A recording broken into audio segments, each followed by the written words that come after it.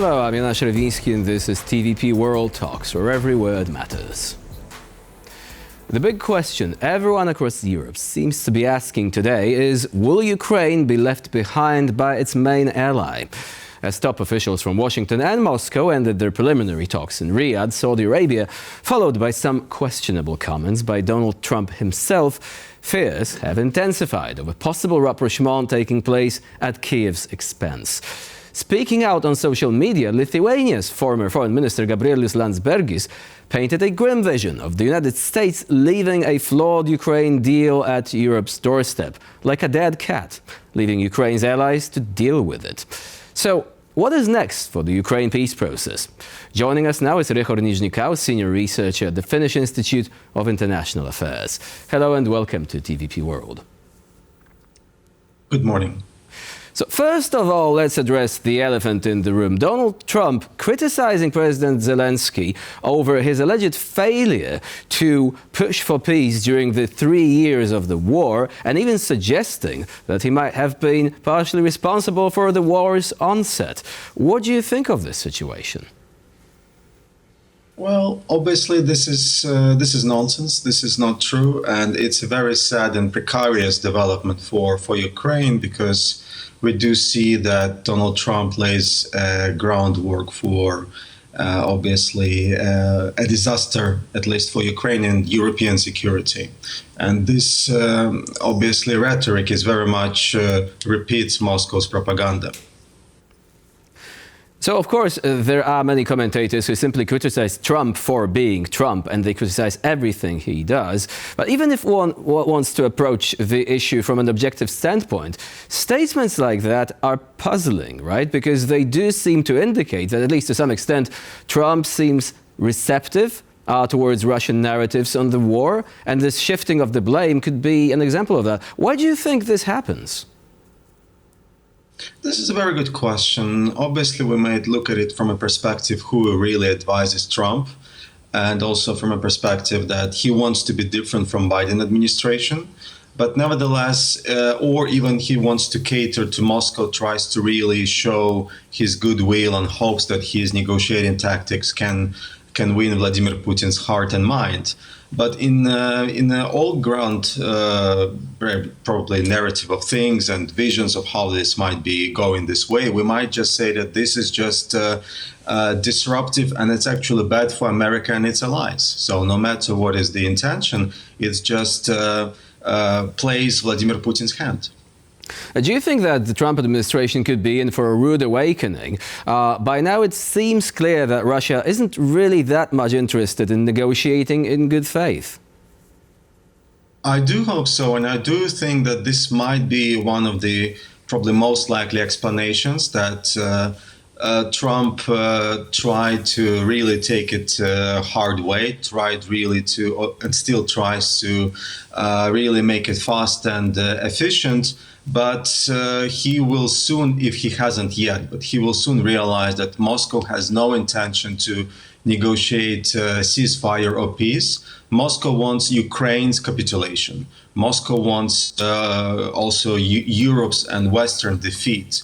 And Moscow will never agree to the terms that Trump may have in his head. So at some point, the U.S. will have to realize that it failed.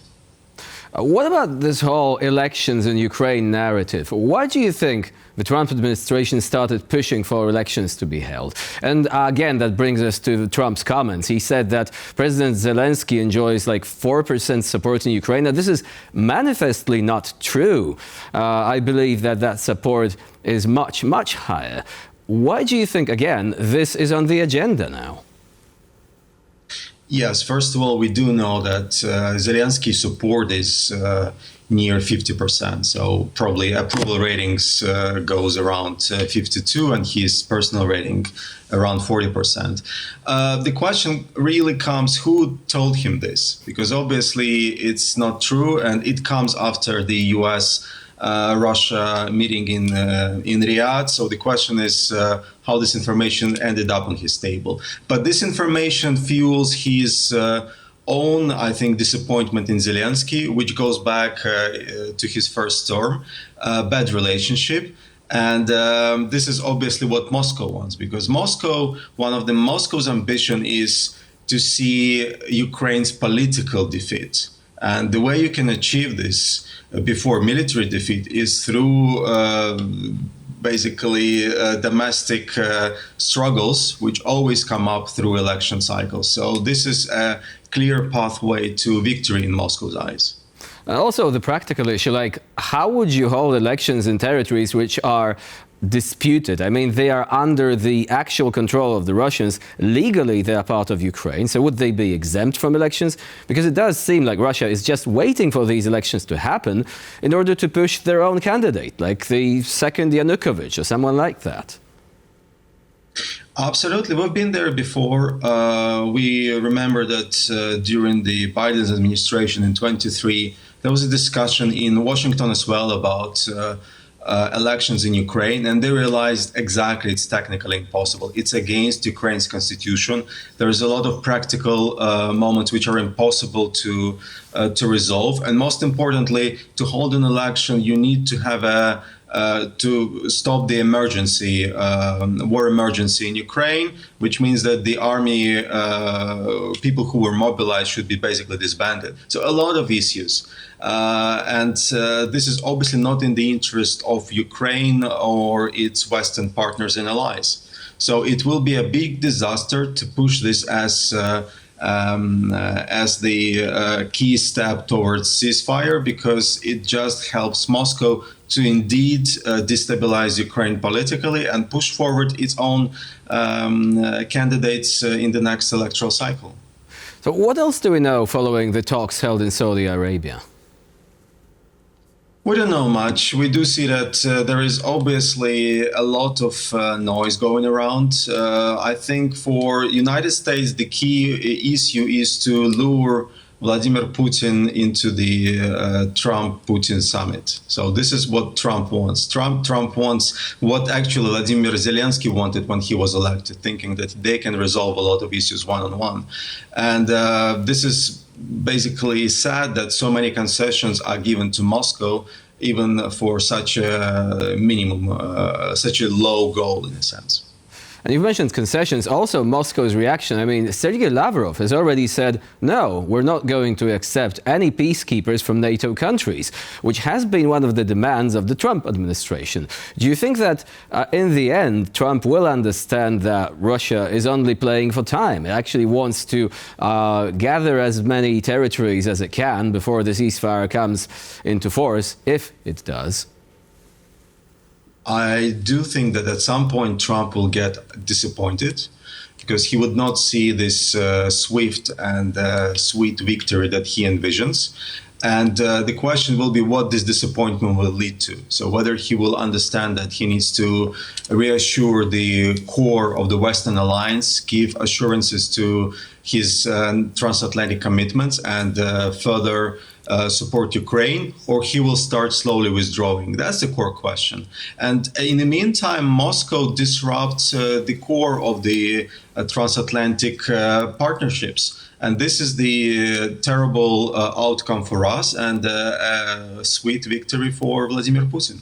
And speaking of the involvement of the United States on the continent, there have been reports basically making the rounds in social media and in the media sphere in general concerning the possible withdrawal of troops from the eastern flank. Where do you think this idea came from? It has been partially dispelled by Keith Kellogg yesterday during talks with Poland's President Andrzej Duda. He said that there are no such plans. Do you think the risk still remains?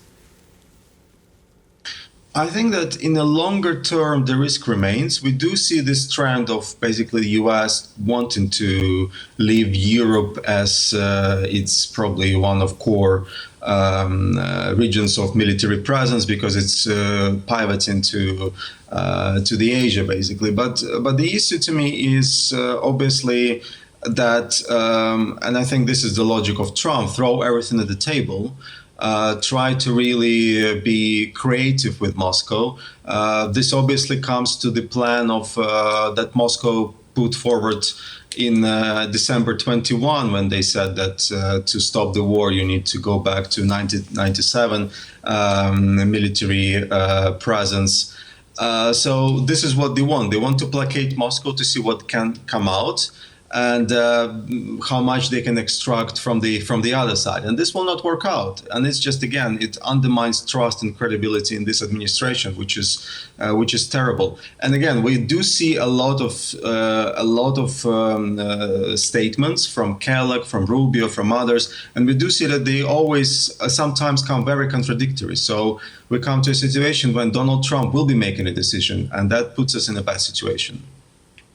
Ryhor Nizhnikau was our guest today here on TVP World. Thank you very much for joining us and for sharing your insight. Thank you. And I'm Ryhor Nizhnikau. You're watching TVP World. Please stay with us for more latest news and updates.